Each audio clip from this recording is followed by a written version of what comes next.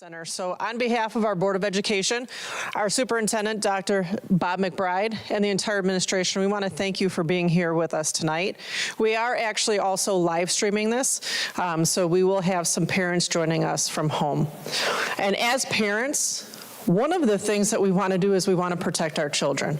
And we know that in this evolving cyber world, things are always changing, and you feel like you can never get ahead. And our kids are facing things that we never even dreamed of growing up. So we are grateful to have with us tonight a national expert on cybercrime, cybersecurity, and cyber protection. And we're actually blessed that Rich Wistocki is actually a consultant of Lockport Township High School. We've actually worked side by side with him to look into some of our cyber issues that we've dealt with. And for the past 13 years, he also talks to the freshman class every October on cyberbullying and social media. So with his valuable insight, we wanted to bring him in and also do the live stream to try to protect our students. So without any further ado, we welcome Detective Rich Wistocki. Thank you, Carrie. Good morning, everyone. Good morning. I've been going all day. Good evening, everyone. First thing I'd like you to do is pull your phones out and go ahead and scan this, just like during COVID when we couldn't see a menu. If you have an iPhone, go ahead. There's going to be a gold bar that appears. Hit the gold bar if you have an iPhone. If you have an Android, a banner will appear. Just hit the banner, and then I go right into your contacts.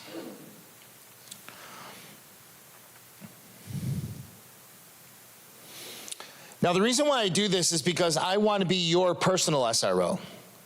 There's nothing more damaging and scary when at 2:30 in the morning, your son or daughter is running down the hallway and saying, "Oh my God, you're not going to believe what happened, oh my God," and you're not going to know what to do. I get those calls every week. Every week. My team and I train about 300,000 students a year. So I have a team of 7 other instructors, and we teach the parent presentation in English, Spanish, Polish, and Arabic. So we travel all over the country doing these presentations. Last year, we taught 300,000 students. We were in about 100 schools last year. And out of those 300,000 students, we had 33 students come to us after the presentation saying, "I can't believe you just said this, but that's happening to me and I don't know what to do." 33 students came to us after the presentation because they were trapped and they didn't know what to do. We had to open up 28 criminal investigations. So it's really important for you guys to know this doesn't happen somewhere else. It doesn't. Lockport calls me probably once every other week with some type of cyber thing going on. And you're very lucky because I've trained all the SROs myself, the school resource officers, and they know exactly what to do. Not a lot of schools can say that. But Lockport, you're safe, and anytime you have a situation, I'm going to show you what evidence we need. And it's really important for you to understand what that evidence is, and we're going to hammer that really hard starting out here. Now, before we get started, how many students do we have in Lockport? 3,800 students. Why are there not 3,000 parents here? Right? Let me tell you why. Parents suffer from a deadly disease that sets your children up for failure. It's called the NMK syndrome. The NMK syndrome sets your child up for failure. You know what that means? Not my kid. I don't need to go to that presentation because my kid knows better. I don't need to go to that presentation because my son would never take naked pictures of himself and show it to someone. I don't need to go because my son or daughter would never talk to a predator because they know what would happen to him. Well, then why do I get calls almost every other week? And my first question to the parent who calls me is, "Well, did you go to the parent presentation?" "No, I didn't think I needed to go." "Well, you can pay me now or pay me later." Wouldn't you rather know now to put the protections of your children in now than wait till it happens? And that's what most people do. They just wait to see what happens. When they don't realize that I had to open up 28 criminal investigations. 10%. 28 criminal investigations with kids who are being predators. So let me give you a stat. One internet predator can have up to 250 victims in their lifetime. And with boys, it's probably doubled, because the amount of sextortion that's going on with boys right now. There's two reasons for that, why predators are so successful. Number one, parents suffer from the NMK syndrome and they don't know what to do. Number two, you have police officers out there, not in Lockport, you have police officers out there that don't know how to take a cybercrime report. So when nobody's taught them anything about child exploitation, they'll make up excuses why they can't take the report. And thus, they will victimize. Your son or daughter is going to be victimized by the predator, and now they're going to be victimized by the police because they won't take your report. They'll threaten you why you can't take the report. That happens 50% of the time, and I'm going to show you evidence of that. So the reasons why there's not a lot of parents here, and it's the same all over the country, less than 1% of the student body's parents will show up to this. That's why we've decided to live stream, so we can keep it on the website. So there's a couple rules before we get started, okay? A couple main points. I may say something that may offend you. Tonight's going to be a little uncomfortable, but if you're offended by what I'm about to say, it doesn't really matter. I don't have a chief anymore and I'm retired, so I don't really care. So if you want to get up and leave after I say this, I understand, but somebody's got to tell it to your faces, okay? So here it goes. All of you parents here tonight are responsible for your children. Now, I hope I just didn't offend you. You see, you're not only responsible for their food, their clothing, their shelter, their education, you are responsible for their technology. You see, under state law, your children own nothing until they're 18. Nothing. I don't care if Nana, Nonu, Tia, Tiu, Grandma, Grandpa, Jaju, Babsha, whatever, bought them that new iPhone 16 for their Christmas present. They don't own it. You as parents allow them to have it or not. They own nothing. I don't care if they cut grass all summer, babysat all winter, and bought it with their own money. Under state law, they don't own it. You allow them to have it or not, okay? Number three, it is a proven medical fact, ladies and gentlemen, that the frontal cortex of their decision-making brain can't handle what goes on in social media. All the scamming, the lying, the tricks, and all these things that people are doing, their brain is not old enough, experienced enough to handle all the scheming. Okay? They can't handle it.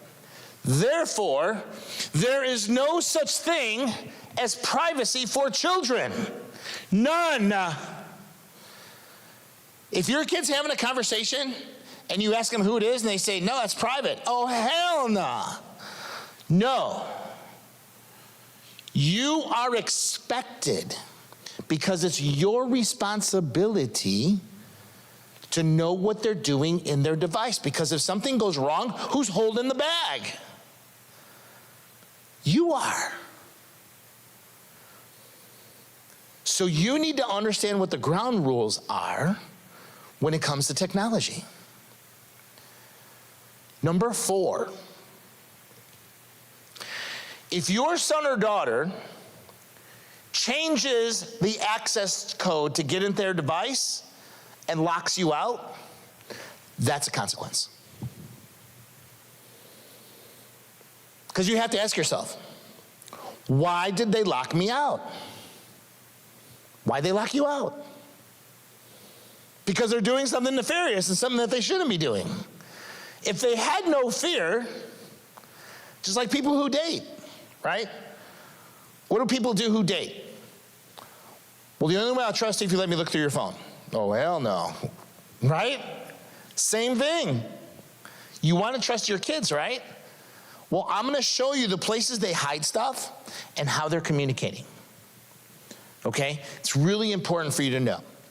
And the reason I'm such a proponent of not being locked out of their device is because of what happened to me 2 years ago. I was teaching at a parent night in Clinton, Illinois, about 2 years ago. It's a Thursday night. And before the event, I went to dinner with the chief and the sheriff. And I said, Chief, I said, if a parent brings their kid in, they're being sextorted or cyberbullied, do you have somebody who's trained up enough to handle that case? And he goes, God, no. I have 1.5 detectives, and I don't have money for training, and I just send them away. I said, you don't even take the report? He goes, no. I send them to state police or the FBI. We can't handle that stuff. If we take a report, it's just putting it on paper. I said, well, that's too bad. I said, here's my card. If you ever need anything, let me know. That was a Thursday night. Monday morning, I'm going to teach at the police academy. And I get a call at 6:30 in the morning, and this detective says, hey, are you Detective Wistocki? And I said, yeah, how can I help you? And he said, well, my chief told me to give you a call. I got this case Saturday night, Sunday morning, and I don't know what to do. I was like, what is it? He goes, well, I had 12-year-olds at a sleepover going after a 12-year-old who wasn't at the sleepover, and they were texting her things, nobody likes you, you're so ugly, you smell, why don't you just go freaking kill yourself? And she did it. She's dead. She killed herself. And I said, I'm sorry to hear that. Okay, let's start with the messages. You got all the messages right? And he goes, no. I said, what do you mean no? I said, you got the devices, right? He said, yeah, I got the devices, but I can't see the messages. I said, why can't you see the messages? Go on to Snapchat. And he's like, I can't. I said, what do you mean you can? Parents didn't know the code to get into the device. Can you imagine your son or daughter who is now dead, and you don't know what happened for 6 months? Travesty, isn't it? So when I teach the freshmen, so your kids get me probably when they're in middle school, if they go to Oak Prairie, then they'll get me in their freshman. But the freshman class is only about 25 minutes because I only get them in homeroom, but they usually get me in middle school. So it's so important that we empower our kids, because here's what happens when I teach the students. My message of empowerment says that, look, no one has the right to make you feel bad about yourself online. No one. No one has the right to make you do something you know you shouldn't be doing, like sextortion or suicide. If someone is making you do something you know you shouldn't be doing, you need to come see me after this presentation. And while I'm talking to you for this hour and a half, if you're having a panic attack, like everything I'm saying is everything that's happening to you right now, if you come see me after the presentation, I can make your pain stop. Like, how can you make my pain stop? Because when it comes to social networking and gaming, ladies and gentlemen, no one online is anonymous. No one. There's no one I cannot find. No one. When it comes to social media and gaming. I don't care if they use VPNs. I go around the VPN. I get it all. The farthest I went to make an arrest was Finland. I'm the most prolific hacker of our time. I arrested him. His name was Lizard Squad, Julius Kimibaki. He swatted my house from Finland, and he got caught. So please understand, you are all responsible for what your kids do on their devices. And when I teach at every single school, especially middle school, I ask this question. And this is new over the last couple years. How many of you here, within the past year, have ever received the text message, no one likes you, why don't you just go kill yourself? How many received that text message? I'll get 50 kids raising their hands. 50. 50. And then, so when I teach my kids, it's like a roller coaster. They never know which side of Detective Wistocki they're gonna get, right? I could be happy, I could be mad, I could be upset. They don't know. That's how I keep them on their toes, right? So I act like I'm really upset. And here's how it goes, right? I am sick and tired. I'm sick of it. All these hands going up everywhere I go when I ask that question. You know why I'm so pissed? Is because the people sending that message is probably the same people that are sitting in this auditorium right now. And you're sending it to each other. Why do you think school shootings happen? I'm here to tell you that if you continue to do this and these kids continue to get these messages, I've trained your SRO now, and he or she knows how to find anyone on social media. I don't care if you use VPN. You will be arrested. I promise you that. You will be arrested. So you better knock it off before you're arrested. And these are the things our kids are dealing with, day in and day out. But if you're not monitoring it, you'll never figure it out. Are they the victim or are they the suspects? Because you're responsible for everything that they do. So who am I? What do I do? So I've been a police officer for 33 years. I spent 30 years with the Naperville Police Department. I was in patrol for almost 5 years. I was a detective for the rest of my 25 years. I was a SWAT sniper. I was in sniper operations for 22 years. But my biggest thing that I do is cyber investigations. Not only child exploitation, cyberbullying, hacking, wire fraud, all of that. I did all of that. So I did this thing called the TED Talk. And when that got released in 2018, it went viral and changed my life forever. I was never at work, so now I travel all over the United States teaching. I train about 4,000 police officers a year on how to investigate cybercrime, especially school resource officers. So when I leave here, I'm going to Washington State, then I go to Michigan, then I go to Florida, then I go to California. So I travel all over the place. And while I travel, my instructors are the ones who are teaching in my schools. So I'm currently a detective. I'm a deputy sheriff in Putnam County, Tennessee. And I have to go there twice a year to shoot on the range and do some other stuff. But I handle all their stuff remotely. So anytime they have a cybercrime, they take the report, they give it to me. And what I do is I remotely will handle that case for them and tell them who the suspect is. So that's what I do. The things we're going to cover are predators on social networks, applications on cell phones. We're going to talk about some of the laws in the state of Illinois, what parents should do when they see stuff online. I'm going to show you what evidence is, and strategies on how to protect your kids. And then I'm going to show you how to obtain evidence, and I'm going to show you how to use monitoring software for your kids' devices. Okay? So I already said when it comes to being online, social networks and gaming, no one online is anonymous. There's no one we cannot find. Since 2021, basically in 2022, the United States Secret Service came up with a threat assessment survey study. It was about school shootings. Okay? The evidence that they uncovered were that over the last 12 years, 93% of the school shooters posted online what they were going to do before they did it. This is called leakage. So when you look at Nashville, you look at Georgia, you look at Parkland, they all had an online presence and communicated what they wanted to do was to shoot up a school.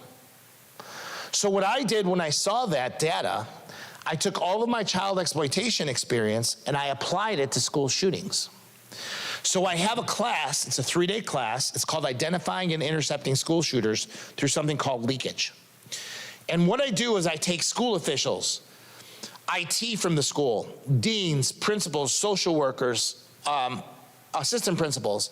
I combine them with law enforcement and I show them what all the failures were in other school shootings. And basically it was this. Students didn't know how to report school shootings. School administrators didn't know what to do with the information. And a lot of times they didn't tell their SRO anything. And then the SRO or local law enforcement had no idea what to do about cyber investigations. All three of those resulted in failures and allowed school shootings to happen. So when they take my class, I show them what they should and shouldn't do, so they should be all on the same page, okay? We have to teach our students and our parents what are the 5 pieces of evidence you need to find out who is saying this thing, okay? The focus of this class that I teach is for the mental health help of the student that's posting it. Because they're in some type of crisis, that's why they're posting it, right? They're either mentally abused, physically abused, emotionally abused, or sexually abused. Somewhere in their upbringing, somebody affected that child in a negative way. And which causes their upbringing to be very dynamic and unfitting. Thus causes them a lot of hysteria in their lives. So what happens is I train the students what to get when they see it. I train the faculty what to do when the students give it to them. And I show law enforcement how to get the information. So last school year, 23-24, we arrested the people who have taken my class, 56 students who made threats to shoot up a school with the people who've taken my class. And we were able to get them in custody within 2 hours of them making the post. Within 2 hours. This year, what are we in our 6th month of school? Maybe 6th month of school? 5th month of school? 6 months of school, we've already made 33 arrests from the people who have taken my class. And a third of those 33, 11 of them, had weapons they were going to use to do the shooting. And we intercepted it. So I'm going to show you what that evidence and what that protocol is so you're more aware. Basically, when the shooting stuff happens, any threat that happens on your kid's social media, I'm going to show you how to have a technology talk with your kids. I'm going to show you what it needs to include, what it shouldn't include. But you have to understand when it comes to school violence, time is of the essence. That we need to do this now as soon as you see it. If you see it on a Friday, don't say, I'll wait till Monday when you go to school. Don't do that. It may be too late. It may be too late because they planned it already. It may be too late because maybe they killed themselves already. So when you see it, you need to report it. Now, when I say report it, I don't want you to repost it. So here's here's 3 of the 33 that we did this past year. My SROs in Gurnee, they had a kid say he was going to come up and shoot up the school. Well, when my SROs tracked it within 2 hours, they found out the kid went there last year and he's at an alternative school in Wisconsin, because it's right on the border. So he was arrested within a couple hours. My SROs in Indiana, they're doing it a little differently. There was 1 kid who made the post, but there's 15 kids who reposted it. So the message I had for your kids today is freshmen. When you see a post, do not repost that post. Because when you repost it, you are the one who is threatening the school. You are the one who's threatening. And one of the biggest violators of this are the parents. Some parents think that they have to be the guiding light for all parents. Some parents think that they have to be the cool parent and I know everything that's going on in the school just to make the principal and the superintendent look bad. In Indiana, they're arresting the parents that are reposting the threat. And they're arresting parents who are not securing their weapons and let kids have access to them. So as a parent, if you see this threat, do not repost it. I'm going to show you the 5 things, because when you repost it, what happens? Then you have other parents jump on the bandwagon, right? I'll bet you it's that kid. I'll bet you it's this kid. And my kid said it's probably this kid, and now you're putting this kid through the ringer. He's not even the one who did it. and you're opening up yourself for civil liability. So we want to make sure that when a threat happens, when it's brought to your attention by your child, or if you find it yourself, do not repost it. Okay? And of course, in Joliet, we had an 8th grader, and the freshman didn't want to go to school that day. So they got together and they said there was going to be a shooting at each of their schools. Well, Joliet PD are highly trained individuals, and they caught them within an hour and a half. And they were in custody. So I want to show you the 5 things that you have to know as part of evidence. This just came out last week. To add someone to the conversation, a retired cybercrime detective who travels the country training students on how to properly report takeovers and other crimes that they see online. This is going to be important to hear, because when you see it, what do you do? Because, I mean, they have millions of posts every day. This stuff just goes up all the time. But what can you do if your kid does bring this to you? Your teen says, look, you know, this is where you told me not to do, but, you know, here's one, here's another, here's another. What do you do about all that? We're going to get his advice right after the break. So I'm adding to the conversation a retired cybercrime detective who had a 30-year career in law enforcement, was a member of the United States Secret Service Computer Crimes Task Force, and is currently a deputy with Putnam County Sheriff's Office in Tennessee. Now, he travels the country really raising awareness and teaching students how to properly report dangerous activity that they see online. So please welcome Detective Rich Wistocki. Thank you so much for being here. Thank you, Dr. So when they see this, there are things that they can do. What's number one? So number one, when I train kids and parents what to do with these types of things, a lot of times they just will delete it, they'll report it, but number one, we need to be able to take screen captures of everything. Okay. The chat, the profile, the pictures, the videos, anything that the poster's putting out, we need to take screen captures of that. Because it could go away. Yeah, it can go away, Yeah. they can delete it. Yeah. And then second, you say provide gamer tag, user ID, email address, phone number. What do you Yes, think? because a lot of these are put out on social media, on gaming platforms like Roblox, Minecraft, Fortnite. So we want to have either the gamer tag, the user ID, the text message from the phone number that they make, or the email that's sending it out. Any one of those 4 or a combination of those 4, we need to have that information to do an investigation. All right, and what do you do with that info? So what we do with that, law enforcement has portals. So we have special design portals just for law enforcement that are credentialed, and we can talk straight to the social network, and they give us the information once we give them due process, whether it's exigency, whether it's a search warrant or a subpoena. Okay. All right. Number 3, you said do not report it to social network because it just goes into a long, big stack. Yeah, so what happens with that, here's what I tell my parents and students across the country.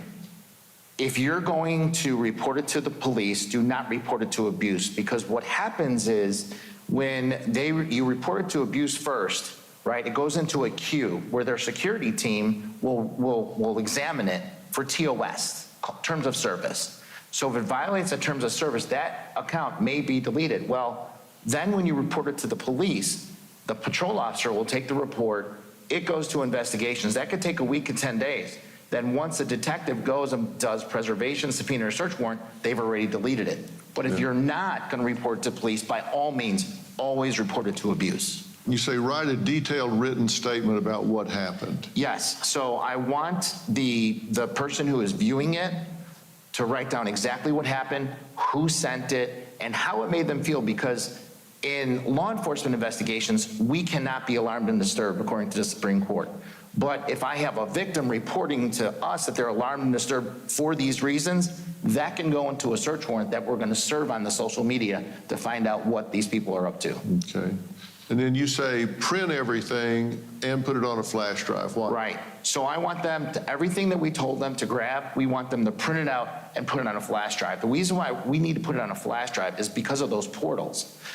The social networks are going to require law enforcement to upload what the threat is, to upload what the danger is. So taking those screenshots in digital form, putting in our computers and uploading them into the platform, then they have it immediately. So if somebody sees that and reports it, can they get to this fast enough before something happens? Because usually this drops really quick, right, Sheriff? Yes, sir, absolutely. Yeah, they'll put it out. Here's what the ECPA says, the Electronic Communications Privacy Act. If death or great bodily harm is about to happen or happening now, within reasonable amount of time, which means about 2 hours, and we do this with school shootings too, school shooting threats, within about 2 hours, we can identify where the person is, who's posting it. Within 2 hours. Within 2 hours. And then you activate local law enforcement. Absolutely. My final thoughts about all this after the break. So it's really important that you guys know what these 5 pieces of evidence is. Go ahead and take a picture of that so you have it. Go ahead and take a picture of that. Because it's really important that you have it.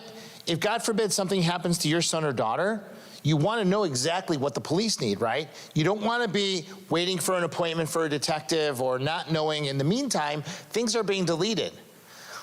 But when you make a police report, you will have these things already done by the time you come to the police, and we can move on it a lot faster, okay? Okay. So one of the things, couple of things that I'm doing this year is I write a lot of Illinois law. And I try to update the statutes to technology. I wrote the sexting law, I wrote the swatting law, I wrote the child exploitation online law, I wrote the SRO mandatory certification law. And so I'm writing 2 laws right now. The first one is that our cyberbullying statute in the state of Illinois is really, really horrible. And what it says is making any comment, request, suggestion, or proposal that is obscene with the intent to offend, that's a crime. But remember when I told you about all the kids that are raising their hand when people are telling them to go kill themselves? Guess what? That's not a crime in the state of Illinois. Because it's not obscene. So if there's no sexual connotation to it, we can't figure out who it is because it's not a crime. We can't get a search warrant. We can't get a subpoena. The kids just have to suffer. But what I want to do, there's a statute called telephone harassment.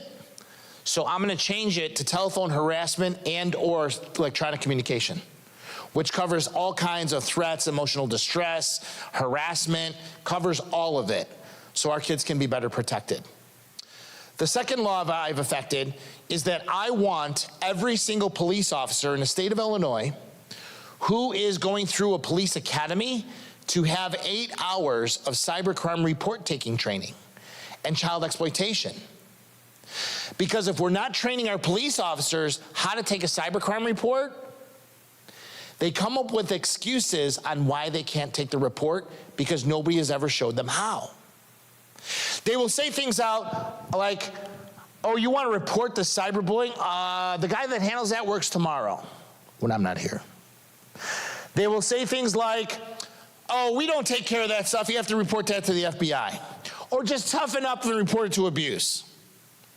Or this is a civil matter. We don't get involved with that stuff. And what's the crime, by the way? But 50% of the time this happens. If your son or daughter's ever sextorted, God forbid, and if they never had a class or trained how to take a cybercrime report, here's what they'll say. Okay, you want me to take this sexting report, this sextortion report of your 11-year-old daughter? Yeah. Well, you know she can be arrested for taking child pornography. She's a victim. But she's still taking the pictures, right? So if you really want this report, you better think long and hard before I put pen to paper, because your daughter may get arrested. You still want the report? Yeah, I didn't think so. See you later. Ladies and gentlemen, that happens 50% of the time when it's a sextortion case. Columbus, Ohio last year. Dad comes home at 5 o'clock looking for his 11-year-old daughter. She's in her closet. He opens the closet door. She's putting things in her vagina and taking videos of it. 11 years old. Daddy, please, my friend on Roblox made me do it. The game Roblox, guys, that's being played by 8 to 16-year-olds, guess what? That is the #1 predator site in the world right now. The #1 predator site. Here's what happens.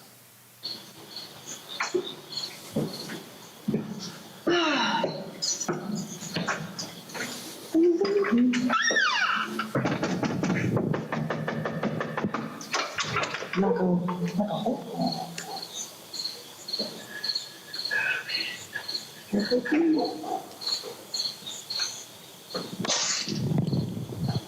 there a better pop than cream soda? Pop? Yeah. No. Nice crispy Sprite could be. Oh, you know what? I miss hot Sprite. I haven't had Sprite since I was like a kid. Good that you say that. Sprite's good, especially with college Sprite. Oh, you know, I lied to you. Did you ever see like that Sprite challenge? They drink a bottle of Sprite and try to burp. Oh, yeah. Hi. Yeah, she's in bed now. She's already asleep. Well, it still happened though, right? Yeah. I just, the whole point, I just wanted you guys to come over and talk to her. I mean, I just want her to realize what this was. I mean, in reality, there's not much you guys probably can do about it, is there? I mean, she could probably get charged with child porn. Who, she can? She's 11 years old. She's creating it, right? She's 11 years old. Doesn't matter. He's still making porn. No, she's not. She's being manipulated by a grown-ass adult on the Is she internet. taking pictures now? You guys have a nice evening. Okay. Thank you for coming. Are you serious? Have a nice evening. And when we don't train our police officers, that's what you get. So it's so important for me. I found out last week that the Illinois Law Enforcement Standards and Training Board has agreed to allow my people teach every single police officer in the state of Illinois at all 5 police academies. So this doesn't ever happen again, because it happens all the time. So this slide right here is the reasons why your kids will talk to predators, okay? So how many of you have middle school students? You guys have middle school students? And middle school students? Okay. All right. So it also happens with the freshmen and the high school students as well. So when I talk to them in middle school, I'll ask them, all right, so when they're 4th, 5th, and 6th grade, how old are they, guys? Yeah. So they're anywhere from 9 to 11 years old, right, when I get them in middle school? So when I ask them, all right, who's got a Snapchat? Yeah. Who's got a TikTok? Yeah. Who's got an Instagram? Yeah. Who's got a Discord? Yeah. They're all excited because I'm asking them about the stuff that they use, right? And it's like, all right, where are my 10-year-olds? They raise their hand. Where are my 11-year-olds? Raise your hand. Where are my 12-year-olds? Raise your hand. Where are my 13-year-olds? Raise your hand. I'm like, whoa, wait a minute. How are you guys in these social networks? Because you got to be 13 in order to get in there. So how are you guys in it? 75% of these kids are raising their hands. So then I ask them this question. How many of you whined and whined and whined and whined to your parents until they gave in and you let them have it? I'll get about 20 raising their hands. How many of you did it behind your parents' backs, you didn't care what they say? The rest of them raised their hand. And here's their thought process, right? Well, my older brother and sister have a Snapchat. Why can't I have a Snapchat? I'm not going to do anything wrong. Everybody at school's got a TikTok. Why can't I have a TikTok? I'm not going to do anything wrong. Heck with it, I'm just going to do it. So they download TikTok. So they got to put their name in. They put their phone number in. They put their email in to create the account. Now let's face it, our kids are not the best mathematicians in the world, right? They have to put their date of birth in. And they're like, oh crap. Wait a minute, I know I gotta be 13 in order to be in a social network. So let's see. I was born in 2013. Do I go up with my date of birth or do I go down my date of birth to be 13? I don't want to figure it out. I'm just going to put in 2,000. That'll get me in. So then I ask the next question. How many of you guys put in 2,000 because you didn't want to figure out the math? 75% of them raised their hands because they never want to figure out the math. I'll ask your freshmen till today. They still raise their hand. Then I ask this question. How many of you asked what your parents' date of birth was, and that's the date of birth you put in? I had a dad call me the other day, or I was in a parent presentation. He goes, is that why she asked me what my date of birth is? I asked her why, and she said, never mind. She just walked away. Yeah, that's why. So now when they put in 2000 as their date of birth, ladies and gentlemen, how old are your children today? 25. So now, I have a bunch of 11, 12, and 13-year-olds running around as 25-year-olds. Who do you think is going to come talk to them? Adults, because they're 25. Who do you think is going to send your children naked pictures of themselves? Adults, because you let them set it at 25. Who's going to ask your 9, 10, 11-year-old daughter to take naked pictures and videos of herself? Adults, because she's 25. And that is an affirmative defense on why predators don't get arrested. Now, I get calls all over the country to be a defense expert to testify against cops, and I never do it. I draw my red line. I will never testify against any police officer. It's who I am. I'm a cop. I'll never do that. But I've got a lot of cases that people want me to be expert witness on because the officer never checked the date of birth. And what I tell my SROs is that you don't have a case unless you check their date of birth. And if they said they were born in 2000, they're 24, 25 years old. What other evidence do you have that that predator knew that that kid was in 7th grade? Do you have pictures of them? Do you have chat? Do you have this? Do you have that? No, they think they can just catch them, put them in jail without any evidence. You can't do that. And this is why monitoring software is so important to put on your kids' phones. You see, if they had a 13 to 17-year-old profile, ladies and gentlemen, that cuts off half the problem. You know why? Because no one 18 years of age and older can search them, talk to them, or send them anything. No 18 and above can talk to 13 to 17-year-olds on every social media account. So again, when you go back home, this is what I don't want you to do when you go back home. When you go back home, you're not going to be like, that's it, no way, give me that phone. You're not going to have Snapchat, you're not going to have this, you're not going to have that. Don't do that. Because what happens is, in every school, there's one kid that sells burner phones for $5, right? Right, guys? Yeah. There's one kid that sells burner phones. Who needs phone service when I got Wi-Fi? They're either stolen phones or recommissioned phones or just old phones that these kids collect, and they sell them for $5. And they hit the Wi-Fi. So please understand, if you take everything away, they're going to find a way. I'm going to show you how to have that conversation and where to look. Okay? So one of my first schools we did this school year was in Freeport, Illinois. Look at all those 24-year-old 4th and 5th graders. They all had Snapchat, and every one of them were 24 years old. I left that school with 3 victims. One 6th grader, 7th grader, 8th grader were all being sextorted by a freshman in their high school. It doesn't happen somewhere else. It happens all the time. But you, as parents, are responsible for everything that they do. Okay.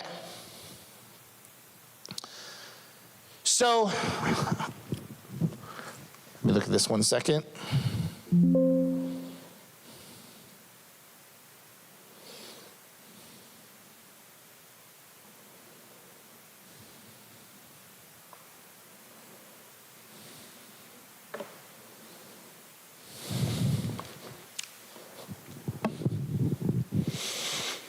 When I ask the kids, what does your technology talk look like with your parents? How many of you had a technology talk with your parents that went something like this? If you do anything wrong with that phone, if you talk to anybody you're not supposed to, if you send out bad pictures, if you cyberbully him, you take any naked pictures, you're going to be grounded. I'm taking your phone away. You're not going to hang out with your friends, and the door's going to come off the hinges of your bedroom. If you ever do that with that phone, blah. And I ask students, how many of your parents had a technology talk like that with your parents? 75% raised their hand. So the next question is, so if you get catfished or you make a mistake online, are you going to go run and tell your parents? They all say absolutely not. They're going to handle that with all the experience they have in that 25-year-old brain of theirs. That's how they're going to handle it. They'll never tell you. So I want to show you how to have that technology talk with your kids, okay? The first thing I want to hit you with is something called the golden ticket rule. This is a pass. So what the golden ticket rule says, you are going to stop threatening them with their technology if they do something wrong or don't do it at all, okay? We need to stop that. Because what happens is, this phone is everything to them. Yes, if they're not doing chores, if they're not doing homework, they don't deserve a phone. That's your punishment, that's okay. But these unveiled threats, if I ever catch you, if you ever do this, you can't do that. Instead, here's what it looks like. Look, I went to this presentation the other night. I had no idea what was happening on gaming platforms and social media. I want you to throw everything we told you about your punishment when it comes to doing stuff on the phone, we want you to throw that out the window. Because we now understand as parents that we're responsible, and you know that we own that phone, right? You don't own that phone. That's our property. Even though you have it, it's ours. Because we're responsible for everything you do until you're 18. Now, if you make a mistake on your social media, if somebody catfishes you, if someone sextorts you, you need to come see us immediately. If you come see us immediately and trust us enough that we're going to get you out of this bad situation, we're going to give you a golden ticket pass, and there will be no consequences for your behavior. None. Because we have to work through this, because when they come running to you, parents, it's usually because they're being sextorted. And the predators already have their naked picture. So let's not worry about that. Let's worry about not allowing your child to commit suicide. Let's worry about that. And if they think nobody's going to help them and they're so embarrassed because we're doing this to them, there are so many boys who are killing themselves as a result of sextortion. Pull up the browser on your phone right now. Go into Google search right now. And I want you to type in the term Yahoo Boys Sextortion. Yahoo Boys Sextortion. Go ahead and type that in your browser in your phone. The Yahoo Boys are a group of Nigerian scammers that have numerous naked pictures of young girls. They will play with your sons on Roblox, Minecraft, Call of Duty. They'll get them over to Discord or Snapchat, have a private conversation with them, get them to take naked pictures of themselves, and now they're sharing naked pictures with each other. You're being catfished by a Nigerian, and they've got all these pictures of these young girls. You're thinking you're having a great time seeing naked pictures of this girl, but what's happening in the background? They're copying your contact list on your Instagram and your Snapchat. And now, especially if they get you on video chat to have a masturbation session, they're screen capturing everything you're doing. Let me see your face, let me see your room. Let me see your smile. Screen capture, screen capture, screen capture. Then when the session is done, they think they have enough on your son. Now that we have you, we want $250 gift cards, or your pictures are going out to all your friends. And they will send a picture of him holding his junk to one of his buddies. And then his buddy is gonna text him, it's like, dude, what are you sending me? Or Auntie Lorraine, this is Auntie Lorraine, why are you sending me this horrible picture? They will start sending out pictures, and then you have to come up with $250 in gift card money. Wait, I think I got a gift card for my birthday. Okay, I got a gift card. Okay, scratch out the back, give me the code. All right, that's $250, please leave me alone, don't do this anymore. Now I want $300, now I want $400, now I want $500. And then your sons kill themselves. So we need to have conversations with our boys and our girls, okay, about this sextortion. And I always tell my boys, don't send the money at all. Collect these 5 things for me, because within 2 hours, I can wipe out all their accounts, and they'll never have a trace of you. Don't pay the money. Within 2 hours, I can wipe them out, and they'll lose all your contact. And then we're gonna find out who it is. Because there is what the Nigerians are doing now, they're hiring Americans from a work from home scam.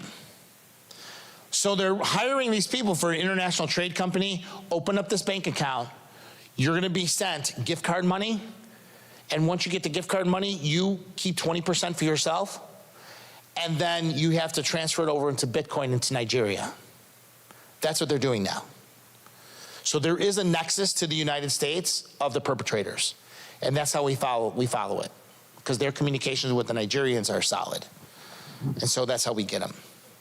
So it's really important to have this conversation. If anybody makes you feel bad about yourself, or if you make a mistake online, you need to come see us. We're gonna give you that golden ticket. When we give you that golden ticket, there's gonna be no consequences for your behavior, none. Because you're using good choices by coming to us first. Now, as parents, it doesn't mean there's no consequences, but you may wanna redefine their boundaries, right? Maybe you wanna delete all their social media, start again, right? So when you go back and you have little squirties like 5th, 6th, 7th graders, you're gonna sit with them this week and say, show me your profile. What date of birth did you put in? Now, once you set the date of birth, you can't change it. It's in stone. So you're gonna have to delete that account and start over again, okay? But when you tell them this needs to be deleted and you're gonna start over again, what are they gonna tell you? But I'm gonna lose all my followers and likes. You're 11. Get over it. You can't even believe how many students I teach that think they're gonna become influencers when they get older. Like they think they're gonna sell all these products and make millions of dollars. They have such a pipeline of stupidness that, less than 1% of the kids do that. Okay, so we have to bring them to reality as well. All right, so I want you to take a picture of this as well. This is a motion picture.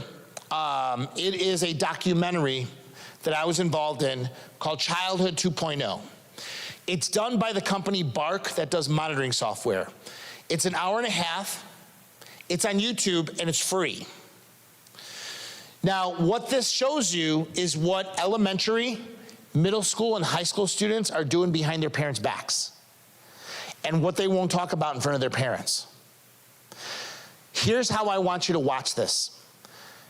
If you have middle school students or a freshman, I'd like you to watch this by yourself first. If you think that they can handle the content, then by all means watch it with them. But when you watch it with them, be ready to pause the screen.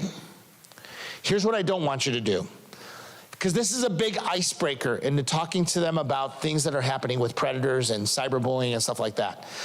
So this is what I don't want you to do. You're playing the movie, pause. Hey, you're not doing this, are you? What do you think they're gonna say? No, Mom. The appropriate thing is pause. Tell me what you know about this. Leave it open-ended. Because when you leave it open-ended, they love to show you how smart they are, right? They're gonna be blah, blah, blah. Well, I heard Carrie and Jimmy, they were at a sleepover, and then this happened, and he did this, and she did that.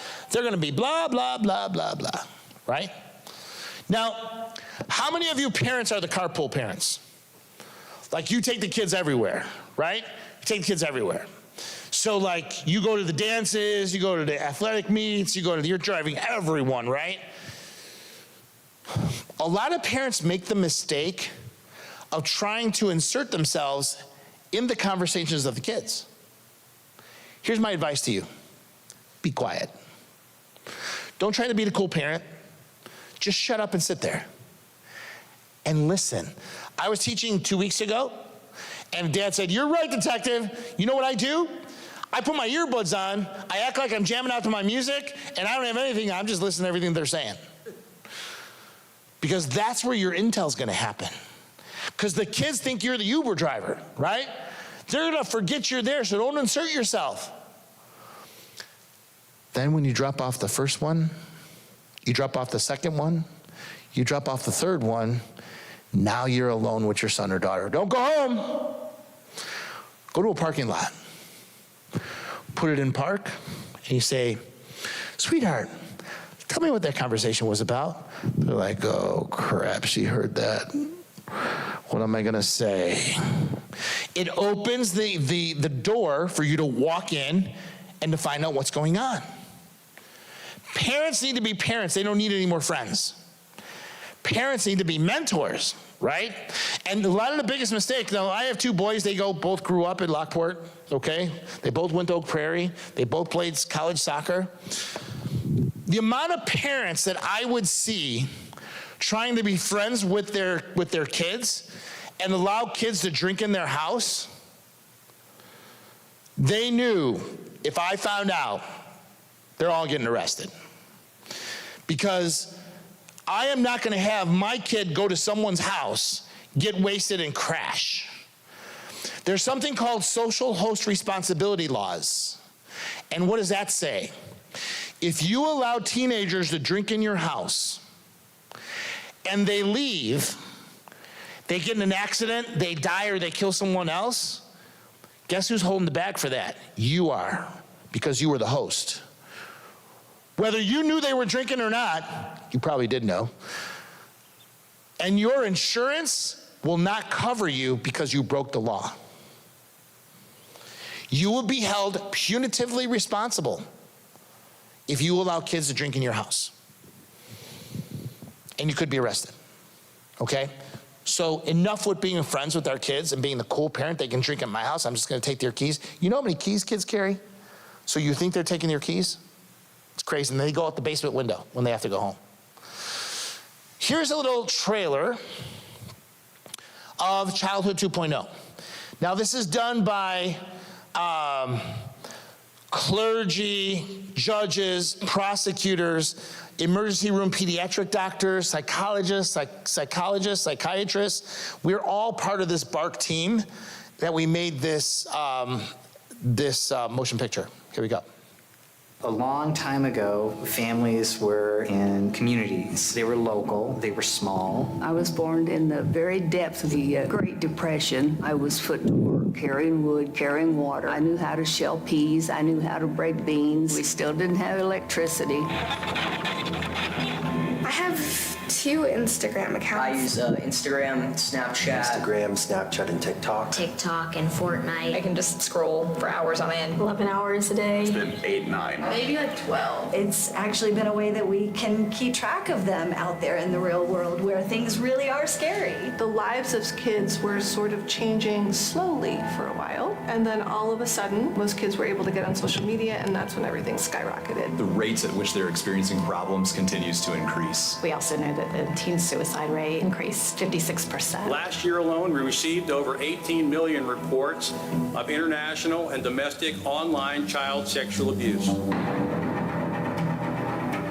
We have traded a false sense of safety and security for actually putting our kids in riskier situations. I call it the race to the bottom of the brainstem. So it starts with techniques like pull to refresh. Pretty much every guy has like an addiction to it, but no one talks about But it. it's just faster now, and it's younger. Well, yeah, like nudes of girls go around the school all the time. At the beginning of the year, there were multiple suicides before school even started. There were men that wanted to talk to children at all hours of the day and night. On Snapchat, one thought it'd be a funny idea to talk the other one into committing suicide, and she did it. She's dead. After about 6 weeks, we were able to crack his phone. Kids right now are going to experience the worst of what we're going through. I won't nervous. Do you think your parents know that this happens? No. My kid won't do that. My kid would never. My kid's school isn't like that. You're wrong. Because what they see, they feel neurologically compelled to do. Right now, we're effectively living in an experiment. How is this going to affect us? We'll find out. So this is a way you can watch it yourself. If you think your kid can handle it, it's a great icebreaker to talk about the things that are affecting them. So it's a really great way to do that. So one of the biggest things we deal with besides cyberbullying is sextortion, blackmail for kids. And how it's happening now, it's happening through their gaming platforms. Their Roblox, their Minecraft, their Fortnite, their Call of Duty, okay? So what predators will do, they will play with your kid. Let's say your kid comes home after school, they don't want to do their chores, they don't want to do homework, they just want to chill out and decompress, right? So I say, I'm just gonna play Roblox for a little while. So for about 2 hours every day after school, they play Roblox, Minecraft, Fortnite, or Call of Duty. So after about 2 months, they meet someone on there. And this person tells them, hey, we've been friends for so long, Let's go over to Discord and chat. Okay, so this thing called Discord, I'll have a slide up here in a second on Discord. But Discord, make no mistake, it's a chat room for gamers. And what do we know about chat rooms? Are they really great places to be? No. Actually, Discord had changed the language. They don't call them chat rooms. They call them servers. So when you ask your kid, what do you do in this Discord? Oh, I make my own server, Mom. My kid's so smart. They don't call it chat rooms because they know parents wouldn't approve. So they call them servers, okay? So when your kid talks to this person they've been playing with for so long, 2 months, for so long, they take them off of the gaming platform to private chat. When I talk to your kids, ding, ding, ding, ding, ding, ding, ding, this is your first red flag I'm gonna give you. If someone takes you off your gaming platform to go to private chat, they are not who they say they are. Why? Because if they had something to say to me, why not say it on the game? Why do I gotta go to private chat? Let me tell you why predators do this. There's a place called the National Center for Missing and Exploited Children, okay? Now I belonged to, now I recruit for the ICAC, Internet Crimes Against Children, all right? When I teach new detectives, I show them what the Internet Crimes Against Children can do, and I get them to join, all right? Because it's the best training ever that they'll ever receive in their career. Well, what happens is the National Center for Missing and Exploited Children is the hub of all internet crimes against children, right? So the National Center, we call it NCMEC. NCMEC has an AI program that rests in every single social network, gaming platform, and cloud service in the United States, except for Apple, because Apple's the devil when it comes to kids. So whenever there is two things, grooming chat between adults and children, or something called CSAM, child sex abuse material being shared between two accounts, this AI program reads it, flags it, yep, that's grooming chat. Somebody from the security team will read that chat, and they send it to the National Center for Missing and Exploited Children. The National Center for Missing and Exploited Children will get the IP, the phone number, the emails of the suspect account and the victim's account, and they will assign that case to one of 7,000 people like myself, and this is called a cyber tip. So when we do the cyber tips, we have the information from the National Center. It's usually predators who are talking to kids on their gaming platforms, and we have to investigate why. Predators know that we do this. This AI program is sort of like this. Have you ever had a private conversation with someone, and then about 2 hours later, you go on your feed on your social media, and now you're seeing ads about what you just talked about? Ever that happened to you? That's an AI program, because when you sign up on your phone, you give them permission to turn on your mic on your phone. Your phone is always listening to you, transcribing your messages into an AI computer. So this is how they make money. So, like, if I have a company, I pay for all these alert words. So all my marketing words, right? If you say cyber presentations, keeping kids safe online presentations, if you talk about it, one of my ads are gonna show up in your feed because I pay for that. So when people talk about it, it hits the computer. If it matches, boom, you're automatically sent it. That's how this happens. That's how this AI program with the National Center works. Predators know we do this. So if they can take your kid off of the platform that's being monitored, and they can get them to private chat, they got your kid. They can have their way with them because it's not working in private chat. So that's the first red flag I give your kids. Someone takes you off your gaming platform to go to private chat, they're not who they say they are.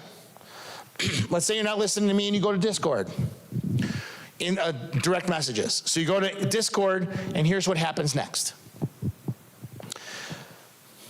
The person that they've known for so long, 2 months, says, hey, do you want to see what I really look like?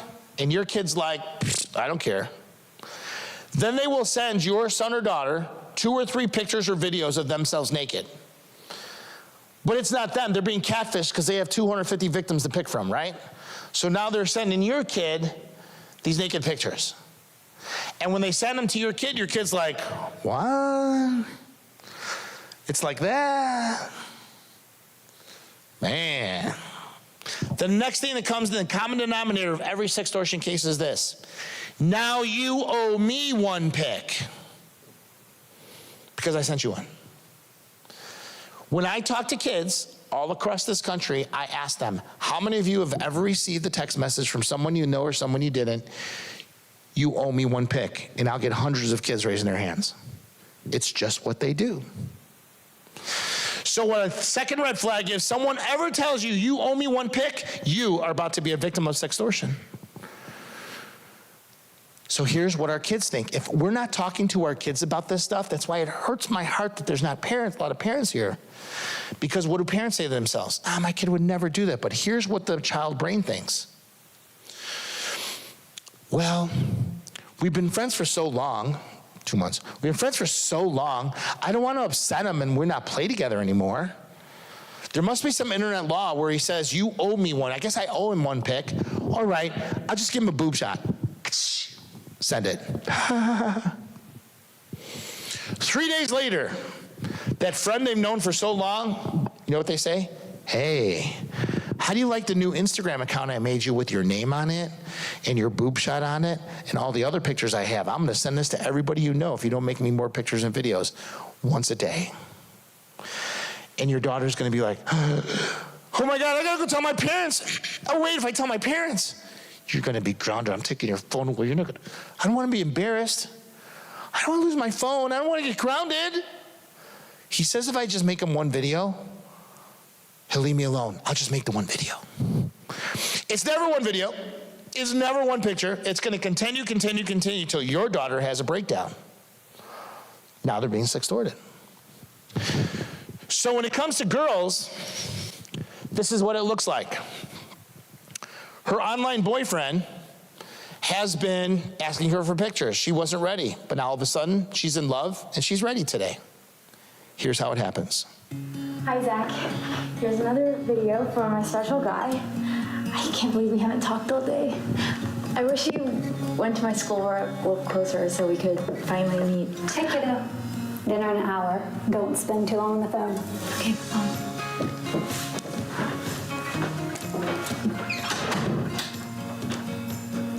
I know you've been waiting for this for a while, so I wanted to give you something special.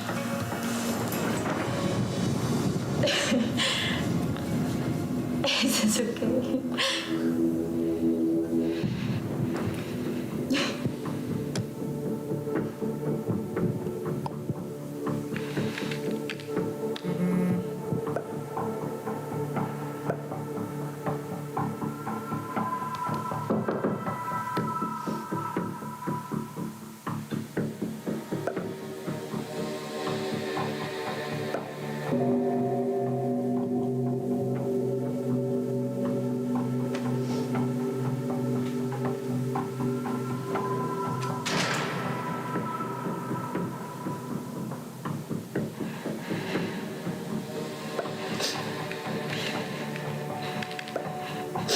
Who are you? Why are you doing this?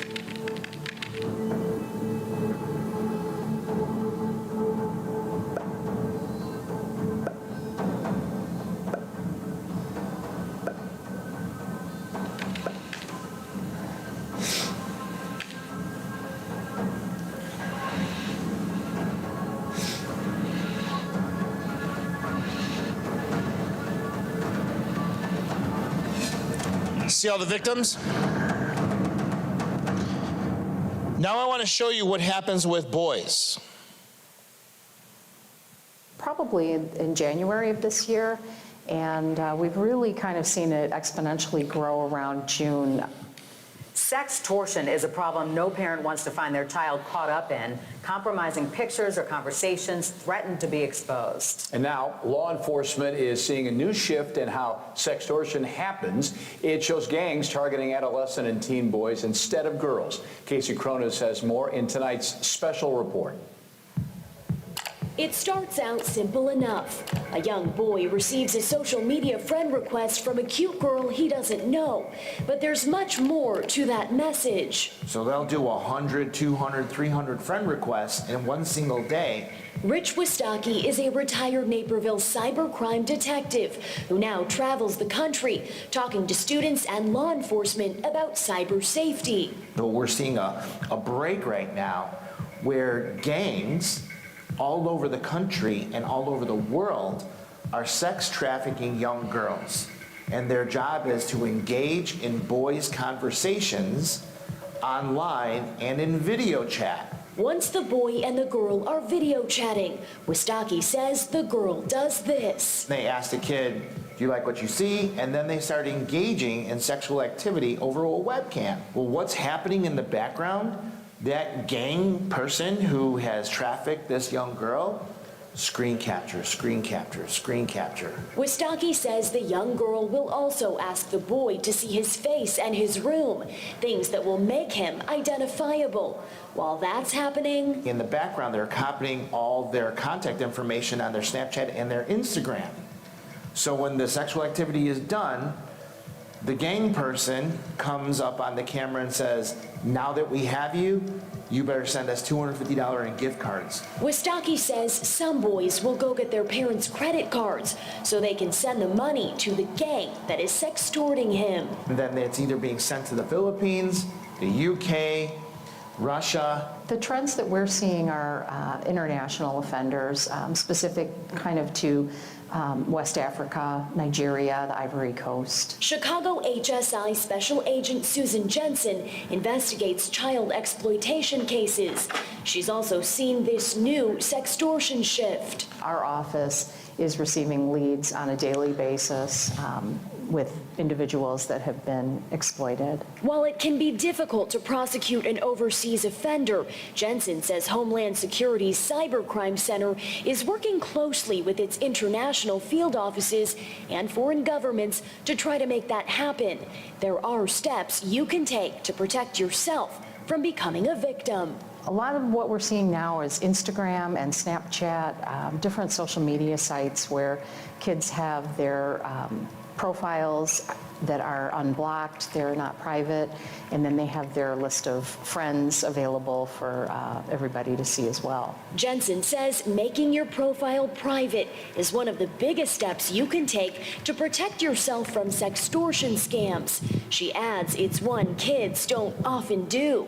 One of the things we see are kids want to have several, hundreds, thousands of followers, so they'll leave their profile open and anybody can friend them. Jensen and Wistocki say it's important to send investigators screenshots of everything that transpired, information on where they want the money to go, and user ID accounts. Lastly, have the technology talk with your kids. Let them know what the rules are when using their devices. And this. No one has the right to make you do something you're not supposed to do. No one has the right to make you feel bad about yourself. If they're sextorting you, you need to tell your parents. Another important step that our experts recommend parents take is no electronic devices in your kids' rooms when they go to sleep at night. And if you are planning on getting your child a cell phone as a holiday gift, Wistocki says make it an Android because you can monitor an Android phone more robustly than other types of cell phones. All right. So if God forbid your son or daughter isn't ever involved in this, there's a new program done by the National Center of Missing and Exploited Children. Go ahead and take a picture of this. It's called takeitdown.ncmec.org. Actually, pull your phones out and type that in your browser. takeitdown.ncmec.org. takeitdown.ncmec.org. What this is that if, God forbid, your kids are involved in a sextortion issue, they can upload the pictures that they shared to this website at the National Center. And what happens is they will take the digital hash value or the DNA of the picture or video, and they'll take the hash value of it and they'll share it with all the partners. Every single social media and gaming group in the world, they're going to share that hash value with. It goes on a do not download, do not possess, and do not transfer list. Anybody caught with your child's picture will be sent to the National Center as a cyber tip. This is how we're going to eradicate your son or daughter's pictures from the internet, is by take it down. Now, 6 months ago, they just opened this up for adults, like for revenge porn type stuff. This is a little video on what it does. Losing control of your nude images online is terrifying. And if you're a teen, it may feel impossible to reverse it. Well, you can't go back in time and unsend. We can help you move forward. So if that ever happens, as you can see here, takeitdown.ncmec.org, and you can get those pictures and videos eradicated. So some of the apps that they're using on their devices, you really should know about, because this one and this one are the biggest predator sites in the world right now, and Discord. That's what Discord looks like. So do any of you have Oculus at home? Oculus? Okay. If you have Oculus, that virtual reality game, predators are going there too. This is what Discord looks like. As you can see, here are all the people in Discord, here are all the Discord rooms, and here's featured rooms here. In the upper right-hand corner, here's the DM. So if you ever go in their Discord, you're looking for the direct messages, it's up here on the right. So please understand, this is just like AOL when we had the chat rooms when we were growing up, right? There are bad people in here. Why do kids use this? They use it to gather information, intelligence, try to meet other people to game with. I mean, it's really a great way for gamers to meet each other. However, people always have nefarious purposes to talking to kids.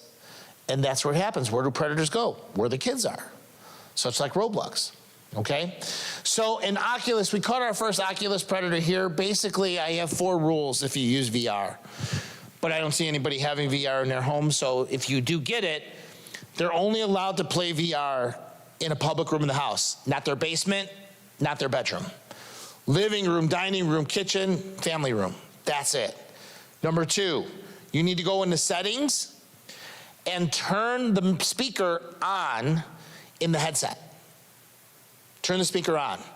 Because your kid is so invigorating in playing this game, they may not hear that predator question like, what grade did you say you were in? What size bra do you wear? What's this, what's that? And you're like, what did he just ask you? And your kid's still playing the game, they're not even hearing the questions, right? Turn on the speaker in the headset. Number 3, turn off all messaging and chat in the VR game. Here's what I show kids. When I'm teaching 7th, 8th graders, I'll go up to one of the girls and I'll say, hey, sweetheart, what's your Facebook? And they're like, Facebook? That's for old people like my parents. Get away from me, boomer. I don't use Facebook. In order for your kids to play an Oculus, you have to have a Facebook account. So who are they playing with? Old people, right? There are older people playing VR. So you have to control who they're talking to. Turn off all messaging and chat. Number 4, there is an app that you download. It's called Meta Horizon, or Meta Quest Horizon. You download it in your app store. It is the virtual reality VR game, and you can Bluetooth your phone into the headset so you can remotely see what rooms and games your kid's playing right from your cell phone. It's called Meta Quest, something like that. Or Meta Horizon is what it's called. So if you go in your app store, go to Meta Horizon, you download that, and you can Bluetooth right into your kids' VR and see what they're doing and spot check them. Okay, this fine gentleman picked up a 11-year-old New Jersey girl right in front of her house. She got in his car. He was the dad to the 12-year-old she was playing with. How did this happen? Where did they meet? Roblox. There are more predators on Roblox, and they're so brazen. This guy picked her up right in front of her house, and she got in. said that he was the dad to the kid she was playing with. She got in. They were going to go to McDonald's, and he abducted her.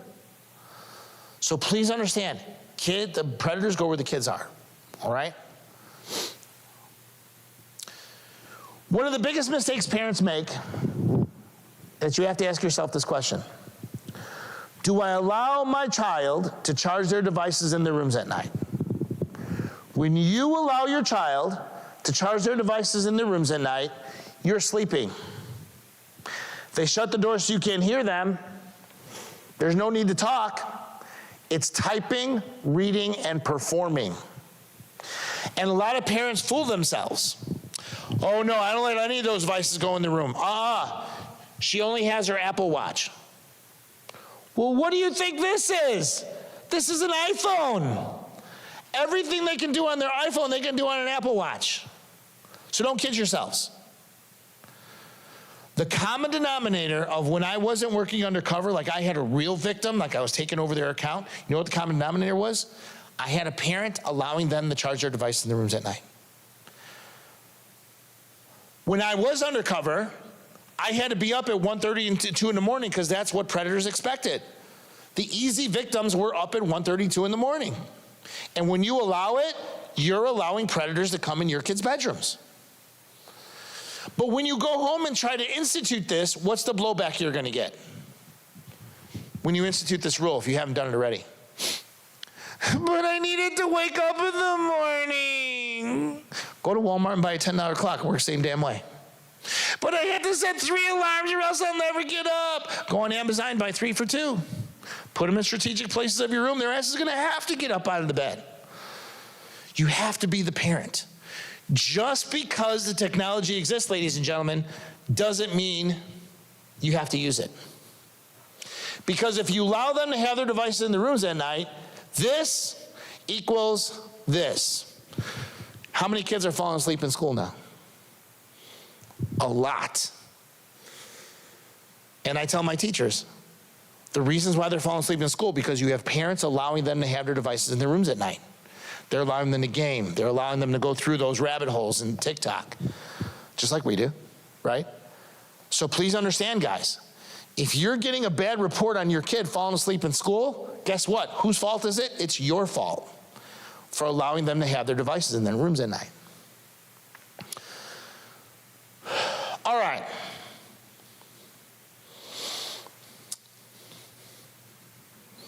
Moms. God has given you an amazing gift called the maternal instinct. God has given you this gift to protect your babies. Whether your baby is 6 months old or 40, that shit's never gonna go away, ever, ever. By just looking at your kid, you know some shit's going down, right? By their mannerisms, by what they say, how they walk up the stairs, and you're like, oh wait, something's wrong, something's wrong, something's wrong. My advice to you, if you're getting this inclination of your maternal instinct, investigate, investigate, investigate. Never give that up. Don't listen to that thing sitting on the lazy boy chair, watching the news and drinking a beer. God skipped him, he ain't got that stuff. Pay attention to, I'm just kidding. Pay attention to your maternal instinct. What I tell my detectives, especially my new school resource officers, moms are not crazy. If they think something's happened to their kids, you need to listen to them. So what I'm telling you, moms, is where do you think you're gonna find your answer? This is everything you need to know. It is their friends, it's their swagger, it's their reputation, it's their communication, it's who they are.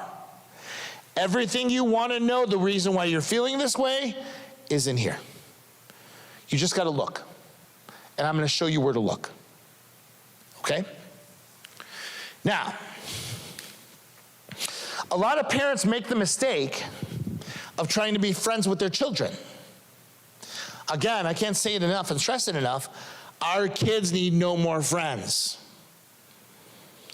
Never, ever, never, ever, ever tell your kids what you did that was illegal when you were their age. Never tell them that. Because what happens when you tell them that, You're writing them the gift certificate to go do that thing. And then when they get caught by the cops, or when they get caught by the principal, and you gotta go pick their silly asses up, what's the first thing that's gonna come out of their mouth when you pick them up? What are you talking to me for? My mom did it too. Go ahead and talk to my mom. And you're gonna be like, I can't believe you just threw me under the bus like that. Why? Because they're going to do it. Parents say the dumbest things just to be friends with their kids. Well, when I was your age, we didn't smoke weed. We just went to the woods with a kegger. Why would you tell them that? Or the weed we smoked wasn't as potent as now, so you really shouldn't do that. Really? Or it was different when we dated our teachers in high school. It was just different back then. Why would you tell them that? They don't need to know those things. Now, if you want to talk to them about feelings and relationships, well, when I was a freshman, I dated a senior and blah, blah, that's okay. But if you did anything illegal, do not try to be their friend by telling them what you did, because you're writing that gift certificate to go tell them to do it, and they're going to do it. I promise you. And you're going to look like the idiot holding the bag in front of the cops or the principal. So this is a real problem, especially for our freshmen and sophomore girls. They're trying to find themselves. With social media, they can meet anybody, anywhere, and trafficking is huge. I was teaching at a CPS school this past school year, and it was freshmen. And I was talking about trafficking, and I played this video, and she yelled, "Stop it, just stop it." This girl was on Roblox. She met a kid on Discord. They went to go meet at the Rock and Roll McDonald's. He was drinking a Monster. He said he was 16, he was really 20. And she goes, "What is that drink you're drinking?" "Oh, it's a Monster, you wanna try it?" "Sure." Was roofied. Knocked her out, put her in the trunk, drove to Kentucky. He was gonna put her on a private plane to be trafficked. Thank God he opened up her phone and they were able to get a track on her. But through dating and social media, this is how it happens.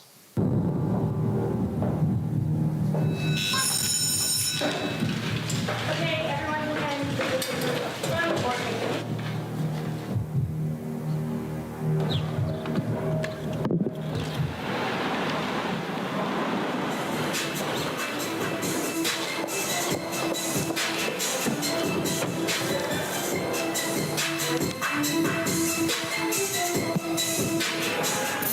Can anyone tell me what the different chromosome is for a male versus a female? Yes. XX is female and XY is male. Correct? This is chromosome here. No, it's Sends her a picture, you owe me one pic. Now she goes and takes it. We're trying to study.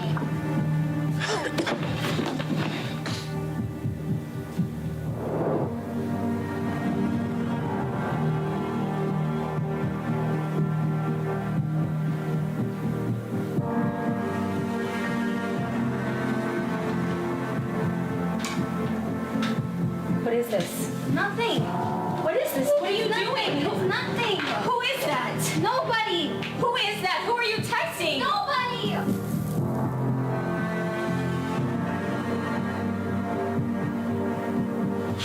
So you didn't tell your parents that you were coming over here tonight, right?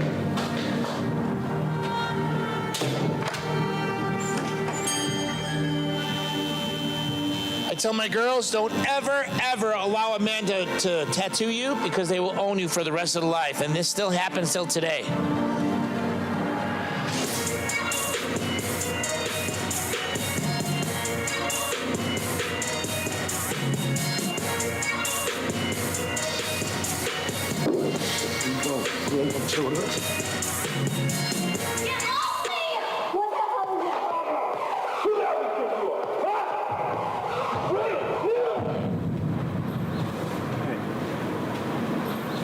Hey, it's gonna be fun. Come over here.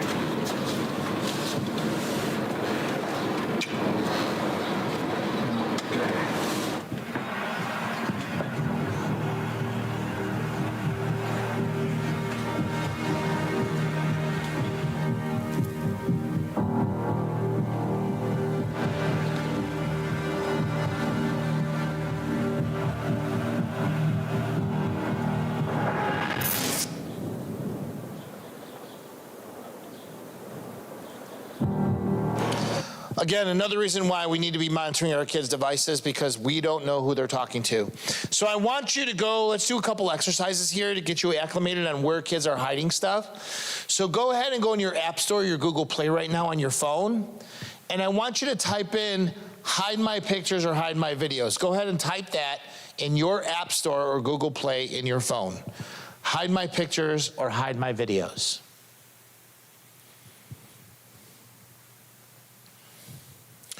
You're going to see 10 or 12 different apps out there that allow your kids to hide pictures and videos they don't want you to see. These are called vaults. One of the most popular vaults is the calculator app. It looks like a calculator. It certainly works like a calculator. If you put 1 + 1 =, it'll give you 2. But there is a default password. If you put in .1 2 3 4 and you hit AC, it'll open up all the pictures and videos they don't want you to see. How do I know if my kid has this? Easy. No kids need 2 of the same calculator on their phone. If they have 2 of the same calculators, you know one of them's a vault. And now, with this new release, Apple has hidden apps. So if you have an icon, a missing portion, and then another icon, like it's missing in the middle of it, there could be an icon there that's a vault. So if you click on that empty space, it may open up a vault that you never even knew was there. Now, the most widely used vault is in Snapchat. Okay? Now, here's the danger of this. If you have Snapchat, go ahead and open up your Snapchat. I want to show you how to get to it. Or if you have your kid's phone, you can use their phone. Good luck. So, you open up Snapchat, okay? There's a deck of cards next to the big round snap button. Hit the deck of cards. When you hit the deck of cards, you'll see on top, it says home, camera roll, AI snaps, screenshots, but you have to use your finger, scroll over. It'll say stories and my eyes only. When you click on my eyes only and a pad appears, that means they're already hiding nefarious things in here. They're already hiding them in here. If it says click here to look at my eyes only, that means they have not set it up. But if you click there and a pad appears, ladies and gentlemen, guess what? You tell your kid, put the code in. They're going to lie to you. Yes, I know it's shocking, but they're going to say things like, I don't know what that is. Or I set it up a long time ago. Or I was on a sleepover and somebody did that to my phone. I don't know what it is. I don't know what the number is. They know what the number is. And if you try to reset it, reset the passcode, it'll wipe out everything that's in there. So forensically, if we forensically analyze the phone and we get the common 4-number PIN codes that are used on the phone, we can possibly get in it. But the fact of the matter is, you need to check to see what's in here.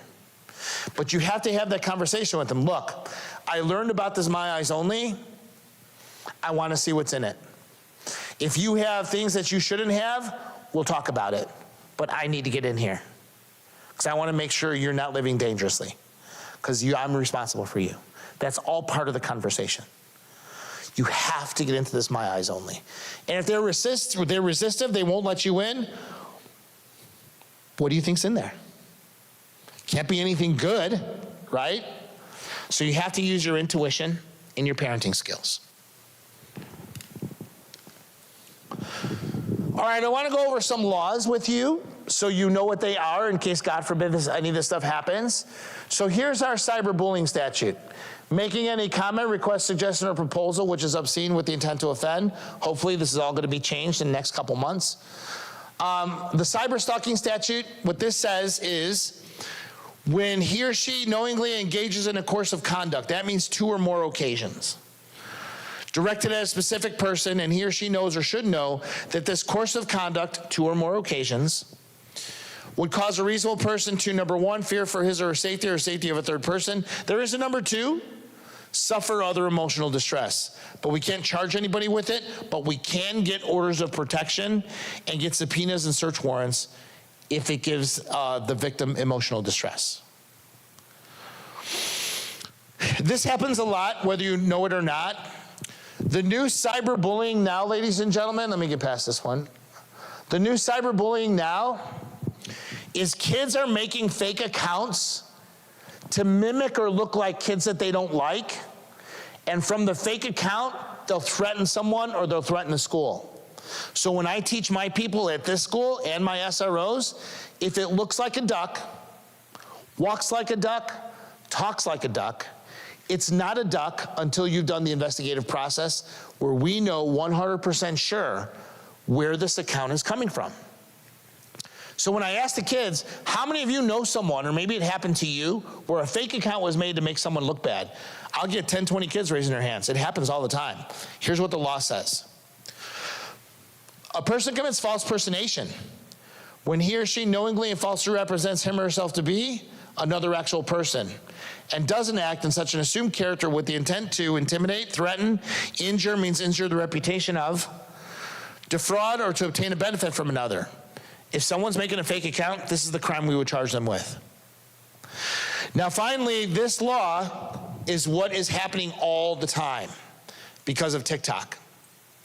Kids are videotaping fights, dances, people pooping, unfortunately sexual acts, in our bathrooms. And they're putting it out. What they don't understand, they just committed a felony. What the law says, it is illegal for any person knowingly make a video recording or transmit live video of another person without that person's consent in a bathroom or locker room. It is a felony, and they will have a record for the rest of their lives. A couple years ago, we had a bad fight in the bathroom. People were filming it and sending it out. Guess what? They were committing felonies. All right, just a couple more slides I have for you. Exit plan. You should all be establishing exit plans with your children. Whether it be a saying, an emoji. For my boys, it was XXX. If they hit me XXX, I knew they were in danger, and I had to give them a lifeline. If they hit me XXX, I would say, hey, Nana fell. I think she broke her hip. I have to pick you up now. Where are you? And wherever they're at, they're trying to get out of, whether it's a party, people smoking weed, people drinking, or maybe some gangbangers at this house that they know they shouldn't be there. They're sending me a lifeline of XXX. I'm gonna say, I gotta pick you up now. It's an emergency. When they go to leave, say, hey, something happened to my grandma, I gotta go. Sit down, nothing happened to your grandma, you're lying. Look at the text from my mom. She's picking me up, I gotta go. And out they go. Your kids need exit plans. Now, how do we install this? I had a grandpa the other day say, I use the term chickens. When my grandsons, when they used the word chickens, I knew I had to come save them. You can use an emoji, a saying, 007, whatever it is, right? What type of parenting this is that when you tell them about this agreement you're gonna have with an exit plan, this is how you're gonna present it. Look, when you're out with your friends, now this is gonna happen now, could happen when they're seniors, could happen when they're in college, that they're gonna need you. Believe it or not, they're gonna need you. If you ever use this exit plan, I'm gonna pick you up. There is no doubt, mom or I or grandpa, somebody's gonna pick you up when you use this. And when you get in the car, I'm not gonna say a word to you. If you wanna tell me what happened, why you used the exit plan, I'm here to listen to you.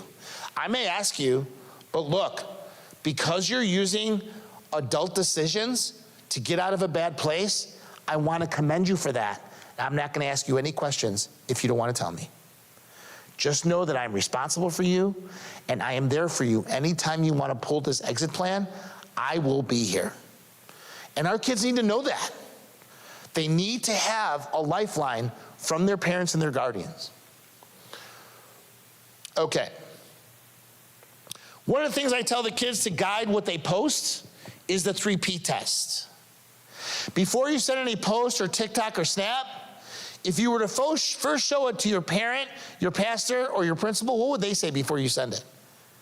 If you can hear them say, oh my God, I didn't know you can sing like that. That's awesome. Go ahead and send it. Who cares? But if you can hear any one of these three P's say, why would you do that? Why would you embarrass our church? Why would you embarrass our family like that? What if that could... Let the 3P test be their guide. They need to know that.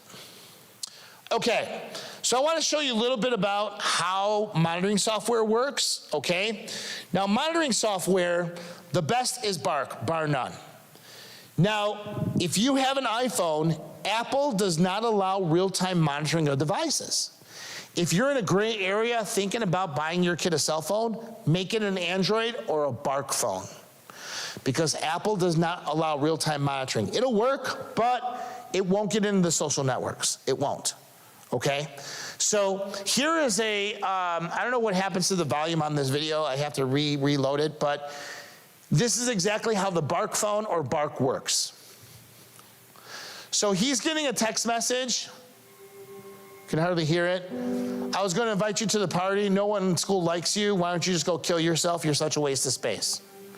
So because this violated the terms in Bark, mom's going to get a text message from Bark, hey, something happened.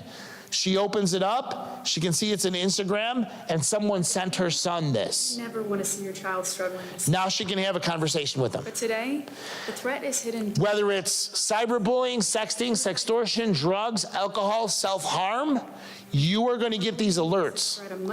Now with the Bark phone that they have out now, built by parents, it is Bark built into a high-end Android. It's like $50 a month with the phone and the service. And you have total access. For example, if you're at dinner with family and you look over and your kid's on their Roblox or whatever they're playing, hey, get off your phone.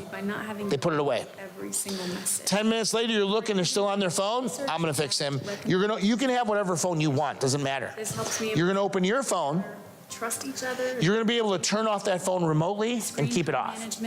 Or you can turn off their Snapchat. You can turn off their Instagram. You can turn off their game right from your phone. You have total access with the Bark phone. Data is always protected. And it's an Android phone that they can have. It's a high end. So one of the things I do for my high schools is that I bring in D1, D2 coaches for my athletes. And they go through what kind of student they're looking for to play for their teams, right? One of the biggest things that directs them whether to take them off for a scholarship or not is their social media. When they come for camp, their players will befriend them, add them to their social media, or if you go on your final visit, the players will be there and your son or daughter is going to add the players to their accounts. The players are going to do an investigation on your son or daughter. So if they have things like vaping, getting in fights, drinking, smoking weed, guess what? That's the reason they're not getting scholarship. It's because of what they posted on their social media.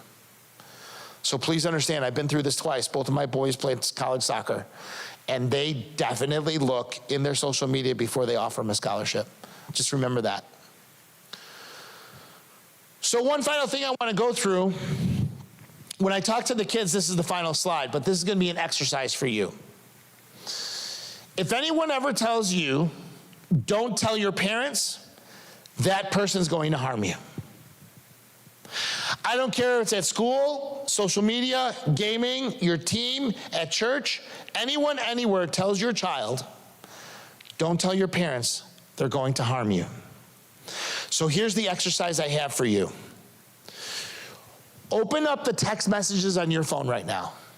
And I want you to do, when you get home, I want you to do this to your child's phone. Open up their text messages. Swipe it down so the search bar comes up. Type in there right now, don't tell your. When you type in don't tell your, it's going to show you every person that told your kid, don't tell your parents, don't tell your mom, don't tell your dad. I've had this happen on two occasions last year. I was in Oregon. I'm going back there next week.